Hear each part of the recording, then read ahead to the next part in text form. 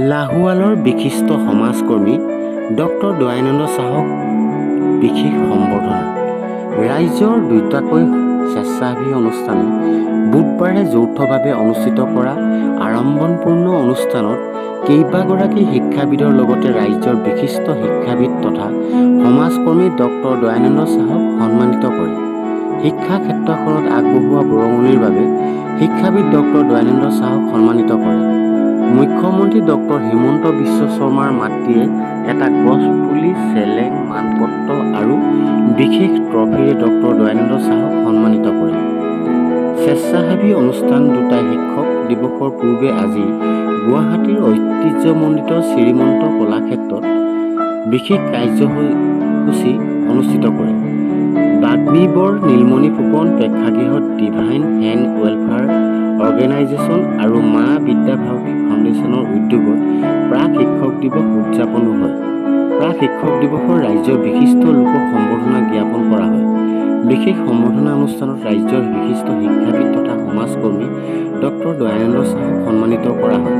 ডিব্ৰুগড়ৰ টিবুৱাল চাংমাই গাঁৱৰ শিক্ষাবিদ বিশিষ্ট সমাজকৰ্মী ডক্টৰ দয়ানন্দ চাহে সদায়ে সমাজৰ পিছপৰা শ্ৰেণীৰ হকে কাম কৰি আহিছে।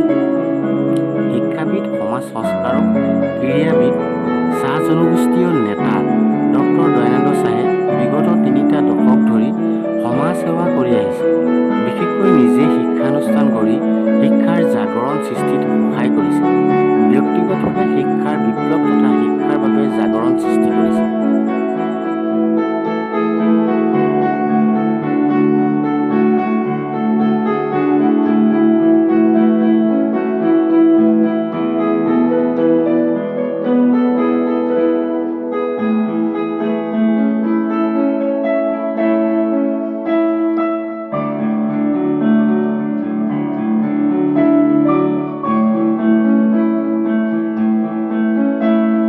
গুৰুৰত্ন এৱাৰ্ড যোৱাকালি মই শংকৰদেৱ কলাক্ষেত্ৰত পাইছোঁ।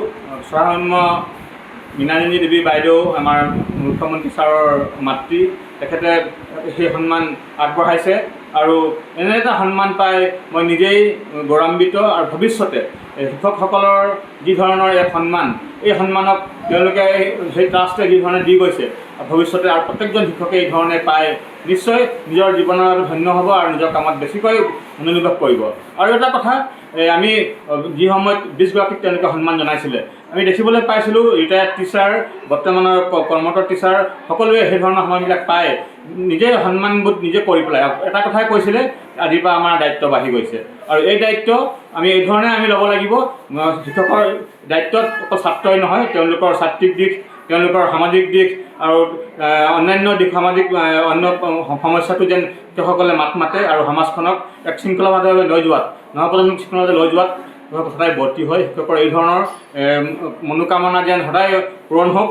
মই মোৰ ফালৰ পৰা এটাই আশা ৰাখিম, জীৱনত শিক্ষকসকলে যেন সমাজখনক আগবঢ়াই নিয়াত নিজৰ সময়খিনি যি ধৰণে আগবঢ়াইছে, তেওঁলোকৰ নিজৰ জীৱনখিনিও যেন সেই ধৰণে সুন্দৰ হওক।